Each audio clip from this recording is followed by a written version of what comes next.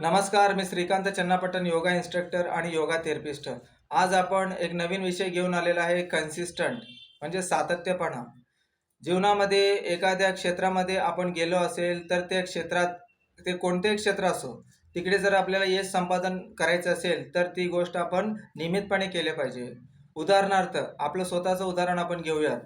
तर म्हणजे समजा तुम्हाला एक्सरसाइज करायचं आहे. बरेच जण एक्सरसाइज वेळेत करत नाहीत.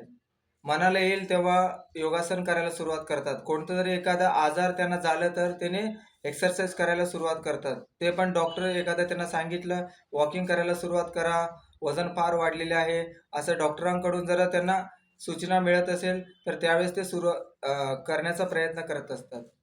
पण डॉक्टर सांगण्याच्या आधीच आपण जरा जागरूक झालो आपल्या आरोग्याबाबतीत, नियमितपणे आपण व्यायाम, योगासन जर करत राहिलो, तर काही दिवसानंतर त्याचा रिझल्ट जे काही त्याचा परिणाम, सकारात्मक परिणाम आपल्या आरोग्यावर आपल्याला पाहायला मिळते.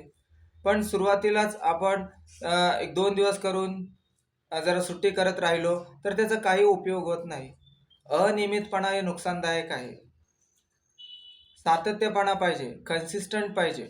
एखादी गोष्ट तुम्ही करत आहे ना, ते कन्सिस्टंटली करत राहा. पॉझिटिव्ह थिंग्स ते आपल्याला करू देत नाहीत. आपण मनाने त्याच्यावर पूर्णपणे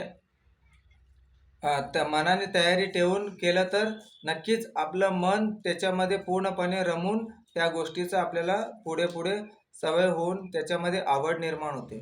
म्हणून आपण चांगल्या गोष्टी करण्याचा प्रयत्न करायचा.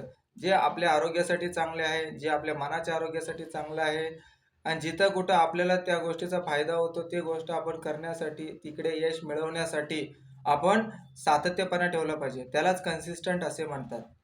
ओके.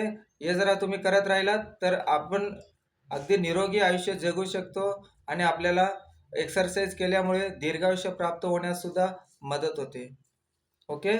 धन्यवाद.